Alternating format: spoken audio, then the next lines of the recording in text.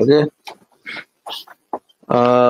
आजची पत्रकार परिषद आपल्याकडे रत्नागिरी शहरामध्ये जो एज्युकेशन हब होतोय त्या संदर्भातला आढावा मी सकाळी 8:30 वाजल्यापासून घेतला आणि आताच वैद्यकीय महाविद्यालयाचा आणि सिव्हिल हॉस्पिटलचा देखील आढावा घेतला. आकडेवारी तुम्हाला सांगणार आहे. म्हणजे आपल्याकडे सिव्हिल हॉस्पिटलमध्ये किंवा मेडिकल कॉलेज झाल्यानंतर काही ग्रोथ आपली झाली का वैद्यकीय विभागामध्ये ते आपल्या लक्षात येईल. आपली मेडिकल कॉलेज झाल्यानंतरची ओपीडी आणि त्याच्या अगोदरची ओपीडी 2021-22 ला आपली ओपीडी 89,811 होती. मेडिकल कॉलेज 22-23 ला सुरू झालं. 1,47,248 ही ओपीडी झाली. 23-24 ला 1,97,773 ही ओपीडी झाली आणि 24-25 ला 2,02,677 एवढी ओपीडी झाली. म्हणजे जे मी 3 वर्षापूर्वी आपल्याला सांगितलं होतं की मेडिकल कॉलेज झाल्यानंतर नक्की याचा वैद्यकीय बाबींवर परिणाम होणार आहे आणि तो चांगला परिणाम होणार आहे.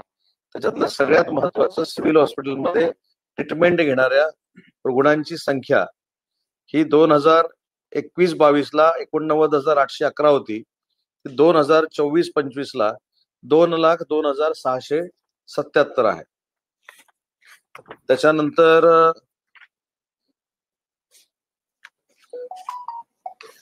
सगळ्यात महत्वाचं मेजर सर्जरीज सगळ्या वाचू की 2021-22 आणि आताची वाचू, काय करू तुम्हाला कळेल. 21-22 ला 20-21 ला तर फारच कमी होत्या 523. 21-22 ला 983. मेडिकल कॉलेज सुरू झाल्यानंतर 1,976. 22-23 ला 23-24 ला 2,535 आणि 24-25 ला 2,592 ह्या मेजर सर्जरी सिव्हिल हॉस्पिटलमध्ये झालेल्या आहेत. त्याच्यानंतर लॅबोरेटरी टेस्ट 21-22 ला 2,57,624 होत्या. 2024-25 ला 3,82,539 आहेत. आता दोनच फिगर मी सांगतो, चालेल ना. त्याच्यानंतर एक्सरे जे काढलेले आहेत ते 2021-22 ला 11,870 आणि 24-25 ला 24,803. सिटी स्कॅन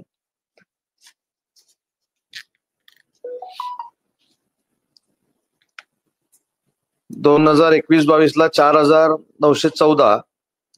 तर 2024-25 ला 23-24 ला बंद होता, पण 2024-25 ला 8,848.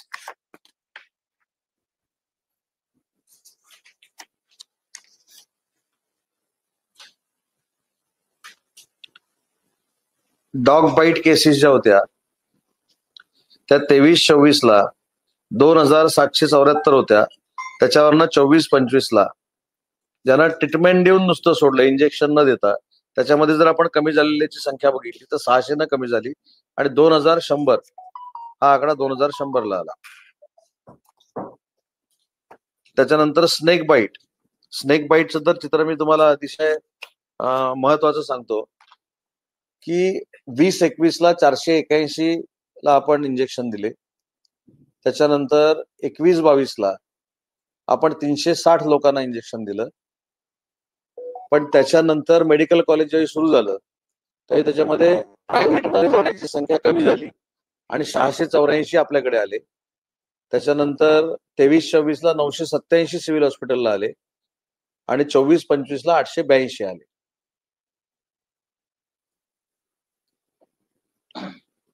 आणि सगळ्यात महत्वाचं 987 पैकी फक्त 2 डेथ आहेत, त्या पण दुर्दैवी आहेत. आणि 842 पैकी 2 डेथ आहेत.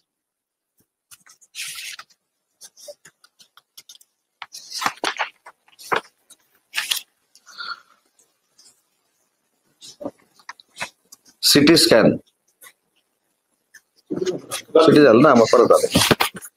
तर अशा पद्धतीची आकडेवारी जी मी तुम्हाला दिली त्याच्यामध्ये एक तुमच्या लक्षात आलं असेल, थोड्या काही त्रुटी राहिल्या असतील, पण मेडिकल कॉलेज आल्यानंतर सिव्हिल हॉस्पिटल मेडिकल कॉलेज मिळून आपण अतिशय चांगल्या पद्धतीनं लोकांना न्याय देण्याचा प्रयत्न करतोय.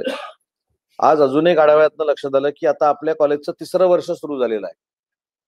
या 3ऱ्या वर्षामध्ये आता 100 डॉक्टर्स हे दिवसाला 2 तास, 3 तास, 4 तास हे आता सिव्हिल हॉस्पिटलमध्ये प्रॅक्टिकल करणार आहेत. तेवढे डॉक्टर आपल्याला मिळणार आहेत.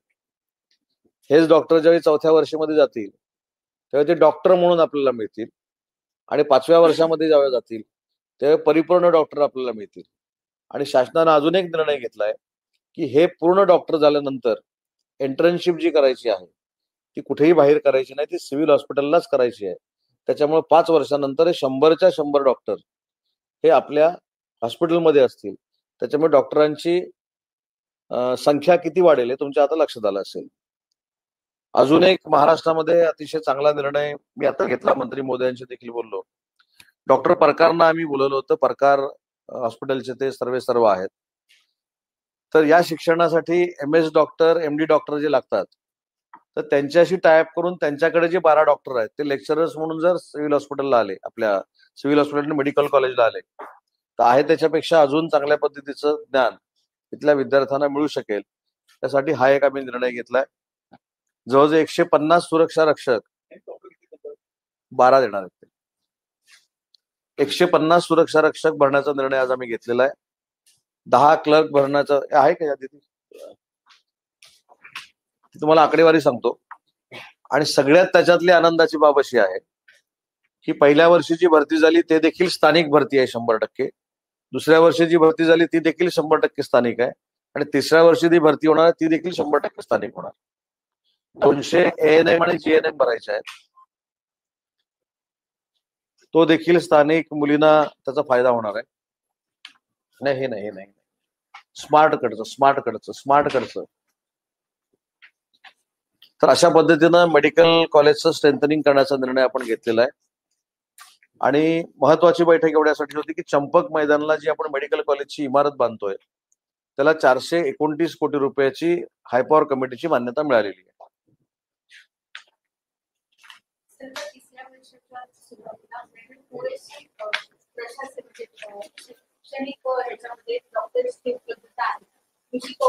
आहे ना मॅडम, सांगतो ना, टोटल सांगतो.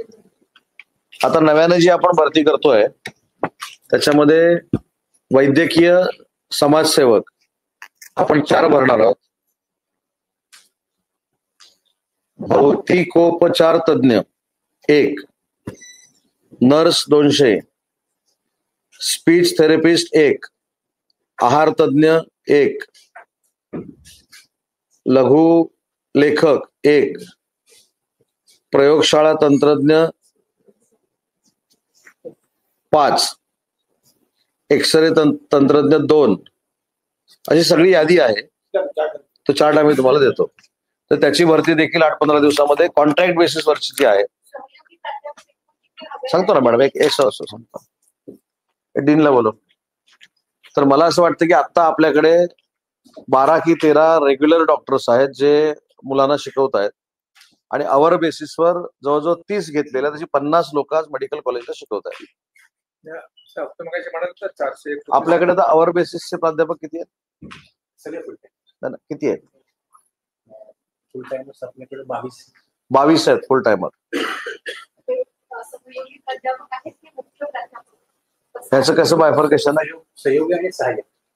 सहयोगी आणि सहाय्यक. सहयोगी किती आहेत? म्हणजे असिस्टंट असतात ना? सहयोगी नाही त्यांना ते आणि बाकीचे सहाय्यक. आता मेडिकल कॉलेजला सर्व यंत्रणा परिपूर्ण आहे. साहेब फक्त समोर आहेत म्हणून आपली सुरुवात जिथं होती त्यातून आता आपण खूप दूर आलेलो. नाही, एक माहितीसाठी आपल्याला सांगतो की आपलं मेडिकल कॉलेज हे शेवटच्या नंबरला मंजूर झालेलं मेडिकल कॉलेज आहे. आज त्यानं सिंधुदुर्ग, पालघर, अलिबाग, नांदेड, अंबेजोगाई ह्या सगळ्या मेडिकल कॉलेजला पाठी टाकून पुढे आणले ही जरा बातमी होती ना. बरोबर. त्याचं मेरिट बघा काय आहे की हा प्रश्न विचारणं फारच सोपं आहे की किती सहाय्यक प्राध्यापक आहेत. पण आता सुद्धा आम्ही बैठक कशासाठी घेतली, आता आम्ही टायअप का करतो, तर अजून 12 प्राध्यापक आपल्याला मिळावेत म्हणून करतोय. आणि ही अडचण कधी दूर होईल? आता अजून एक तुम्हाला माहिती सांगतो, आपण पीजी देखील सुरू करतो इथं. म्हणजे भविष्यामध्ये MSMD करायला बाहेर जायला नको म्हणून हे सुरू करतो. हे त्याचं थोडं जर कौतुक केलं तरी पण आम्हाला बरं वाटेल ना.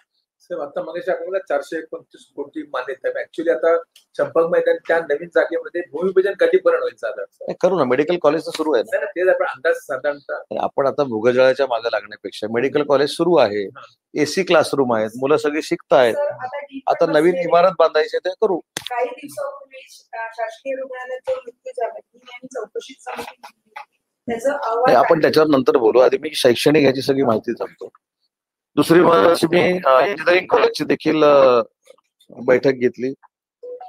इंजिनिअरिंग कॉलेजच्या बाबतीमध्ये आपल्याला आठवत असेल की मी उच्च व तंत्र शिक्षण विभागाचा मंत्री असताना असं सांगितलं होतं की भारतरत्न डॉक्टर बाबासाहेब आंबेडकर तंत्रशास्त्र विद्यापीठ जे आहे त्याचं उपकेंद्र आम्ही रत्नागिरीमध्ये सुरू करणार म्हणून सांगितलं होतं.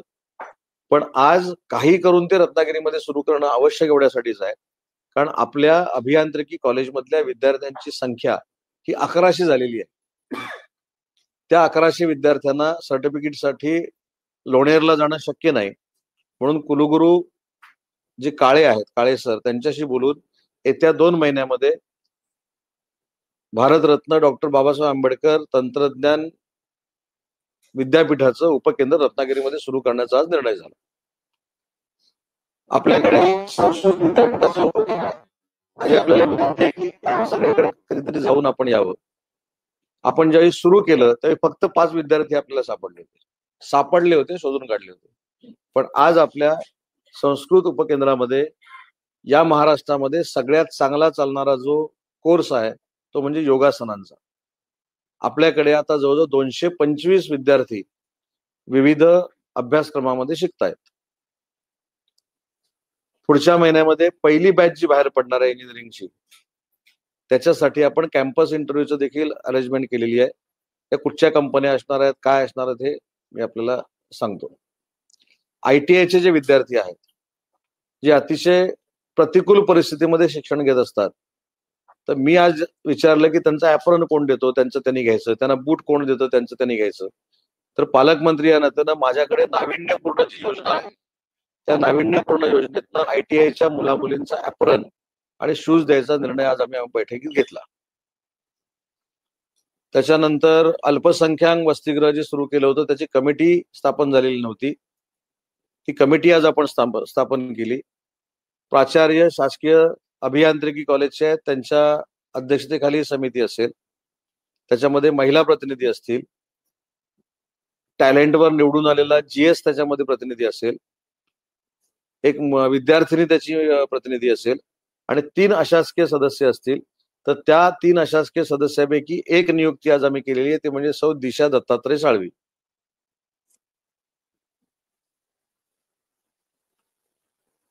आणि याच्यामध्ये 70% विद्यार्थ्यांना, अल्पसंख्याक मुलींना आपण आता तिथं प्राधान्य देणार आहोत आणि 30% इंजिनिअरिंगच्या मुली वसतिगृहामध्ये राहतील. अजून 2 वसतिगृह कॅम्पसमध्ये होत आहेत, एक मुलींचं वसतिगृह आणि एक मुलांचं वसतिगृह. ते देखील 2 महिन्यामध्ये पूर्ण होईल. आता सुरू होणार ना नवीन याचे. ITI जे आपलं आहे त्याच्या अपग्रेडेशनसाठी 5 कोटी रुपये द्यायचा निर्णय झाला. त्यातले 3 कोटी रुपये आम्ही जमा केले, 2 कोटी रुपये पुढच्या 2 महिन्यामध्ये जमा करू. आणि मुलींच्या ITI मध्ये 5 कोटी रुपये जे शिल्लक आहेत ते देखील अपग्रेडेशनसाठी खर्च करण्याचा आजच्या बैठकीमध्ये निर्णय झालेला आहे.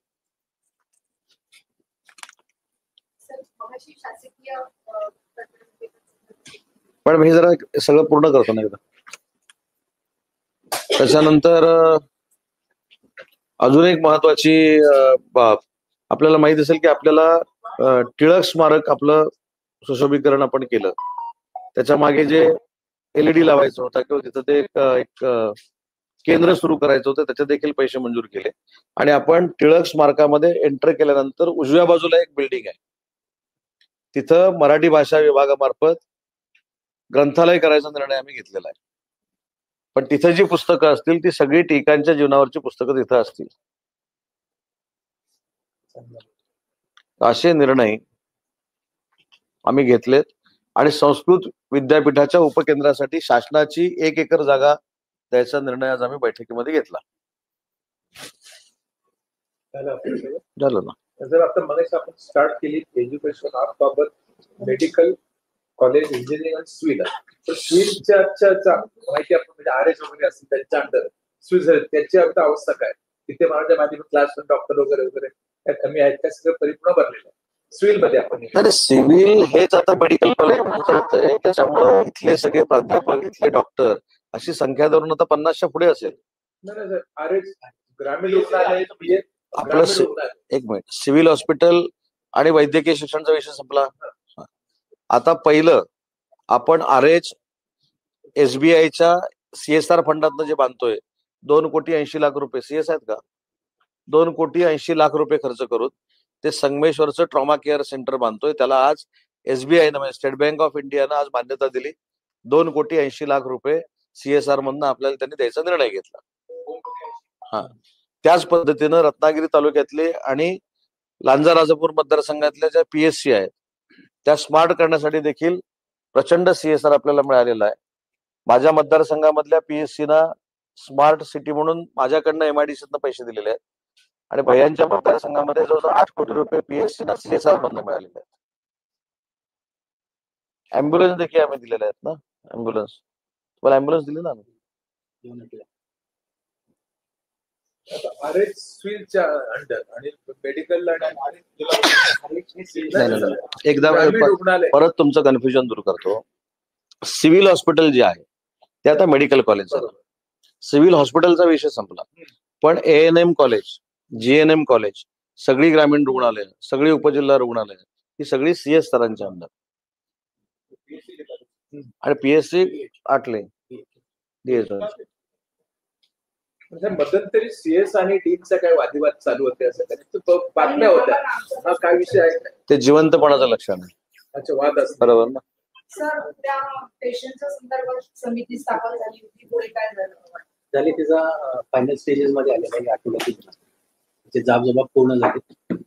कधी पुढच्या आठवड्यात कधीपर्यंत येईल? चांगली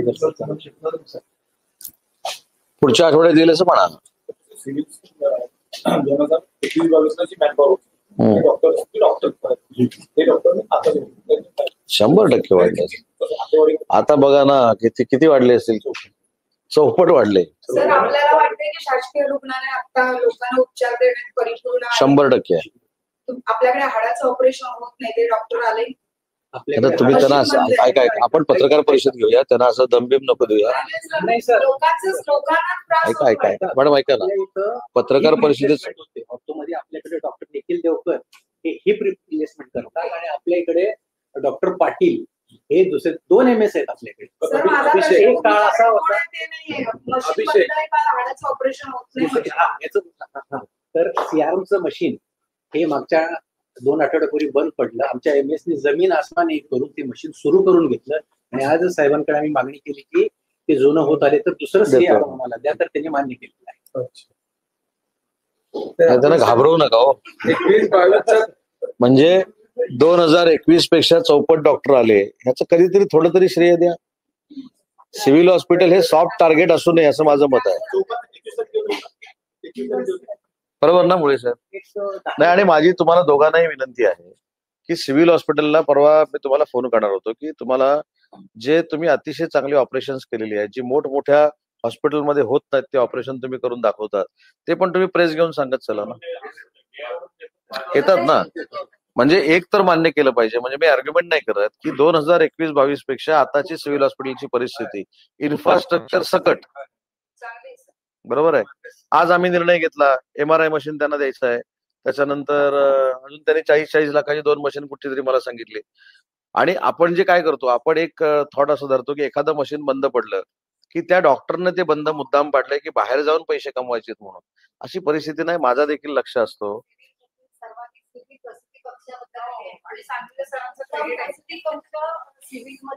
म्हणजे आहे ना. मी आकडेवारी दाखवली ना. जी 89,277 OPD होती ती 3,26,777 होती. याचा अर्थ काय? सर जापानची जी टीम आली त्यांनी आम्हाला सांगितलं की महाराष्ट्रातलं सगळ्यात स्वच्छ हॉस्पिटल आज जे- जे- प्रगती आहे. जे- म्हणजे बघा ना प्रगती 21-22 ना आजची अवस्था म्हणजे लोकांचा विश्वास नाही, आणि माझं दुसरं काय म्हणणं आहे की तुम्ही पण कधीतरी आता आपल्याकडे व्हिडिओ कॉलिंग फॅसिलिटी आहे. अलिबागच्या हॉस्पिटलला फोन करून जरा इन्फ्रास्ट्रक्चर बघा, सिंधुदुर्गचं इन्फ्रास्ट्रक्चर बघा, पालघरचं इन्फ्रास्ट्रक्चर बघा. मी आता अजून काही बोललो तर फार माझं डेअरिंग होईल बोलण्याचं, पण महाराष्ट्रातलं कुठचं मेडिकल कॉलेज सांगा की असा कॉन्फरन्स हॉल आहे. आपण आता जरा आज जाऊन येऊया, बरोबर आहे की नाही? खरंच आज जाऊन येऊया, बघा तर. आणि त्यांना एक डॉक्टर पदवी देऊन टाका किंवा एखादं ऑपरेशन द्यायला करायला द्या. कुठे सिव्हिलच्या पोलीस चौकीच्या बाबतीमध्ये थोडी मतमतांतर आहेत. हे मी ऑफ द रेकॉर्ड तुम्हाला मी नंतर सांगतो. त्याच्यामध्ये या सगळ्यांमध्ये समन्वय असणं गरजेचं आहे, बरोबर आहे की नाही? पंचनामे हे जे आहेत ना, पंचनामे हे पोलिसांच्या वेळेत झाले पाहिजे, हे डॉक्टरांच्या वेळेत नाही व्हायला पाहिजे. शेवटी आपण FIR जेव्हा दाखल करून घेतो तरी तो पिरियड असतो. मग काय होतं, काहीतरी लेट होतं, मग पोलीस म्हणतात की आता इतक्या लेट आम्ही हे, म्हणून ते मी सुरळीत आणतो त्यांना. तर एवढं सुरळीत कर आणले तर आता ते इंजेक्शन देतो. साहेब याबद्दल तुमच्या मनापासून अभिनंदन. दुसरा विषय घेऊया. मग काय पाहिजे ते घ्या. तर म्हणजे हे विषय आता दिन साहेब तुम्ही ओके, काय काळजी करू नका. सगळं दहा ते डोक्यात तुमच्या. तर भांडू नका दोघे, ते काय ते बघा काय. म्हणजे डीन साहेब यांच्या शेजारी असल्यामुळे संपर्कात आहेत असं त्याचा अर्थ आहे. बरं, ठीक आहे. त्यांनी सांगावं की आज कंपाऊंड मध्ये आलो, खरंय नाही. तर बाकीच्या गोष्टींसाठी जातो तिकडनं मी, जातो येतो फक्त. नाही, बाकीच्या विसरत नाही. बाकीच्या गोष्टींसाठी कंपाऊंड वॉल मध्ये यायला कशाला? या तुमचं पेंडिंग आहे त्याला बघूया. असा दुसरा एक प्रश्न आहे माझा. M2M रोबोट आता टेस्टिंग सुरू झालेली आहे. काय? M2M जर रोबोट सेवा झाली हा, हा. 1990 नंतर, पण आपण ते भगवती बंधनाला थांबण्याचे आपण प्रयत्न करा. कारण जयगड लोकांना भारी पडतात आणि त्याचे दर पण जास्त आहेत. तर त्याकडे पालकमंत्री म्हणून आपण लक्ष द्यावं अशी आमची इच्छा आहे. सूचना मान्य केली. पुढे कशा हो, क्रूज टर्मिनलला त्यावेळी एकनाथ शिंदे साहेबांनी क्रूज टर्मिनल केलं. त्याच्यानंतर मांडवीच्या लोकांनी सांगितलं मांडवीत पाहिजे म्हणून त्यांचे अर्ज गेले. काय आता ते झाले 350 कोटी रुपये मंजूर. भगवती स्टॉप आहे त्या. नाही हो, क्रूज टर्मिनल हा वेगळा विषय आहे. ती आधी काय ती तुमची रो किती ते ते ते नंतर क्रूज टर्मिनल व्हायला 3 वर्ष लागतील. क्रूज किती तासानंतर आलं जयगडला? 7:30 वाजता.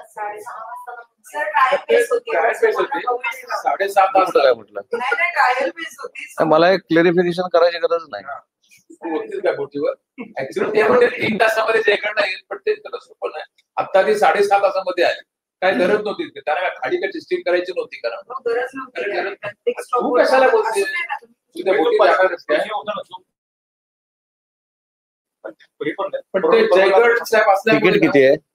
खूपच प्रचंड. तुम्ही आता दौरा काढत पहिल्या बोटीमध्ये ते आम्ही जावं सगळे तुमच्याकडून. तुमचं वेगळं विषय. पण ते परवडणार नाही कोणाला.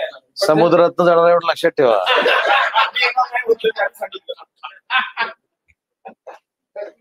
बरं, दुसरं एक महत्वाचं आपल्याला सांगायचंय की काल परवापासून एक लोटे परशुरामच्या बाबतीमध्ये काही संभ्रम निर्माण होतोय किंवा झालाय किंवा केलाय मला माहित नाही. तर तो विभाग माझ्याकडे आहे. MIDC हा विभाग हा माझ्याकडे आहे. त्याच्यामुळे ते जे काही 40 कोटी रुपये समुद्रामध्ये पाईपलाईन टाकायला आपण दिलेले आहेत ते माझ्या सहीनं दिलेले आहेत. त्या ADP-वर सही उद्योग मंत्री म्हणून MIDCचा चेअरमन म्हणून माझी आहे. त्याच्यामध्ये तिथल्या असोसिएशनची गेली 30 वर्षापासूनची मागणी होती की जे सांडपाणी आहे ते लोट्यातनं समुद्राला नेऊन सोडावं. 2 वर्ष त्याच्यावर आपण सर्वे केला. IIT ची टीम तिथं आणली. IIT-च्या टीमनं सर्वे केला, VJTI-च्या टीमनं सर्वे केला आणि त्याच्यानंतर 38.70 कोटीचं काम हे आपण मंजूर केलं. आणि ते मंजूर झाल्यामुळं हा आता सांडपाण्याचा प्रश्न जो लोटे परशुरामचा होता केमिकल फॅक्टरीचा हा प्रश्न सुटणार आहे. आणि दुसरी महत्वाची गोष्ट की खडपोलीला जो पूल पडला होता त्याच दिवशी मी सांगितलं की ते MIDC बांधून देणार. त्याला 35 कोटी रुपये परवाच्या बैठकीमध्ये आम्ही मंजूर केले. त्याचं टेंडर देखील 8 ते 10 दिवसामध्ये आता होईल. हा काजी साहेब अजून काय बोलला? कागदावर लिहून भरपूर घेतलंय. शांत आहे सगळ्या गणपती गेलेत ना आता सगळं झालंय त्याच्यामुळे सगळं शांत आहे सगळं. हा सुधूचा सिद्धू इथे आहे. मोरे मोरे हा हा हा आणि सुधूचा पण वाढदिवस आहे ना. काय सांगा अपराध यावा यार हे मस्त बघा ना 2021 22 आणि 22 आपण चौपट सेवा वाढली आरोग्याची लोकांना यायचं बाकी काय नको. हॉस्पिटलला गेली. हा लोकमान्य पण साहेब आपलाच आहे. बरं दुसरं एक माझं म्हणणं पुन्हा एकदा लोकमान्य हॉस्पिटल तुम्ही जाऊन बघून या. खरं कसं आहे पिकतं तिथं विकत नाही. तुम्ही जाऊन बघून या तिथली इन्स्ट्रुमेंट बघून या आणि उगाच एक दोघांनी पैसे घेतो म्हणून जी काही तक्रार केली होती ती काही योग्य आहे असं मला वाटत नाही. तर माझी आपल्या पत्रकार बंधू भगिनींना एक विनंती आहे की एखादा चांगला प्रोजेक्ट सुरू केल्यानंतर त्याची प्रसिद्धी देणं देखील तुमची जबाबदारी आहे. कारण ते काय माझं घरचं हॉस्पिटल नाही. आता तिथे अजून चांगले इन्स्ट्रुमेंट देत आहेत. म्हणजे जिंदाल आम्हाला CSR मधून तिथे देत आहे. चांगल्या चांगल्या सर्जरी होत आहेत आणि ह्याच्या सर्जरीचं जर उदाहरण तुम्हाला बघायचं असेल तर वाटतची एक आमची महिला भगिनी आहे. ती मला वाटतच्या जनता दरबारमध्ये भेटली. तिनं मला सांगितलं की 3.5 लाख रुपये तिच्या एका सर्जरीला खर्च आहे. नवऱ्याने तिला सांगितलेलं नव्हतं की तिला कॅन्सर डिटेक्ट झालाय. तिला वाटायचं काहीतरी गर्भपिशवीचं ऑपरेशन साधं आहे. ती मला सांगायला आली. मी नवऱ्यानं बाजूला घेऊन सांगितलं की 3.5 लाख रुपये नाही 6.5 लाख रुपये खर्च मुंबईमध्ये सांगितलं. मी त्यांना कुठं पाठवलं लोकमान्यमध्ये. लोकमान्यमध्ये पाठवल्यानंतर त्यांनी विचारलं की तुम्हाला जे ऑपरेशन करायचं आहे हे आमच्याकडच्या जे काही इक्विपमेंट्स असतात त्यानं करायचे की बाहेरचे आणायचे. मग त्यांनी सांगितले बाहेरचे आणायचे. मग 6.5 लाखाचं ऑपरेशन 90,000मध्ये तिथे झालं. पण ते 90,000 रुपये सुद्धा जी काही बातमी दिली ती चुकीची होती. 90,000 रुपये मी दिले होते. त्यामुळे त्या महिलेकडनं एकही रुपया घेतलेला नाही. उलट तिच्या नवऱ्यानं तिथं सांगितलं की जे ऑपरेशन झालं हे मुंबईत जाऊन सुद्धा होऊ शकलं नसतं. माझी पत्नी या ऑपरेशनमुळे वाचली. हे एकाच ठिकाणी आलं. बाकी कुठं आलं ते 90,000 रुपये घेतले. 90,000 रुपये मी त्यावेळी खरं गंमत करणार होतो. अशी चौकशी नेमणार होतो. चौकशी समिती 90,000 रुपये कोणी घेतले. त्याच्यातनं निष्पन्न झालं असतं की उदय सामंतनं स्वतःचे 90,000 रुपये दिले. मग ती बातमी झाली असती. मी चौकशी समितीने मी पैसे दिले हे मला आता नाईलाजानं सांगावं असं वाटतं. मी कधी सांगितलेलं नाही कोणाला पैसे दिले म्हणून. पण ते चुकीचं कुठं बातमी येऊ नये ना. त्याच्यामध्ये मला पाठवलं की 90,000 रुपये घेतले. मी खरोखर शांत एवढ्यासाठीच राहिलो होतो. म्हटलं एक मस्तपैकी चौकशी समिती डीनच्या अध्यक्षतेखाली नेमायची. 90,000 रुपये कुणी घेतले. मग त्याच्यातनं निष्पन्न झालं असतं उदय सामंत यांनी वैयक्तिक 90,000 रुपये दिले. मग ती प्रेसला बातमी आली असती. त्याच्यामुळे तिथं जे काही दिलं जातं थोडेफार पैसे त्याच्यातले सुद्धा पैसे हे माझ्या उदय सामंत प्रतिष्ठानमधून दिले जातात. हे पाहिजे तर आता मी तुम्हाला सांगून ठेवतो. त्याच्यामुळे कोण जर सांगायला आलं की आमच्याकडनं पैसे घेतले तर पैसे घेतले जात नाही. दुसरी महत्वाची गोष्ट एखादं काय तुमचं ते आता डोळ्याचं ऑपरेशन करतात बरोबर आहे. डोळ्याचं ऑपरेशन करताना तिथल्या लेन्स नको म्हणून सांगतात. बाहेरनं आणा म्हणून सांगतात. तर बाहेरनं कुठं आणायच्या आपण पैसेच घेतले पाहिजेत ना. मग ऑपरेशन मोफत होतं. बाहेरनं लेन्स आलं त्याचे पैसे घेतले जातात. बरं तिथं नाही तिथं लेन्स ज्या आहेत त्या बसवल्या तर मोफत होतं. पण ती लेन्स बाहेरनं आणली आणि त्याचं ऑपरेशन केलं की तिथं ते सगळ्या याच्यावर सह्या करतात. आणि बाहेर गेल्यानंतर कोण गुरु भेटला की सांगतात नाही नाही आमच्याकडनं पैसे घेतले. त्याचं मी त्यांना परवा सांगितलं की तुमच्याकडे आहे ती ट्रीटमेंट करा. लोकांना समाधान वाटतं मोफत झाले तसं तरी करून टाका. म्हणून मी समाधानी झाले. मी जाऊन आलो सर. हो सर मी जाऊन आलो. आणि मला लिहिलं ना 400 रुपये दिले आणि सोशल मीडियावर टाकले की काही 400 रुपये दिले. पूर्ण माझ्याकडे आलंय माझ्याकडे कुठेही आलंय. टाकलेली नाही 400 माझ्याकडे रुपये. आले त्यांच्याकडे statement. मी त्यांना विचारलं तुम्ही का घेतले. ते माझ्या डॉक्टरांची व्हिजिट फी 400 रुपये 500 रुपये दिले 100 परत दिले दिले. म्हणजे काय? आणि मी चांगली पोस्ट टाकली होती मग ते असं ती सगळीकडे झाली. बस आपला विषयच ना. आणि 200-400 आपण तक्रार केली एवढं खाली यायचं नाही नाही आम्ही करतो. ट्रीटमेंट चांगली झाली ना. हा तसं हा चुकवलं तो कमी झाला सध्या चुकतो तो आता बघूया. तो खिशात जायचा व्यायाम बंद झालाय ना. काय गणपती गेले आता दुसरे हे नवरात्र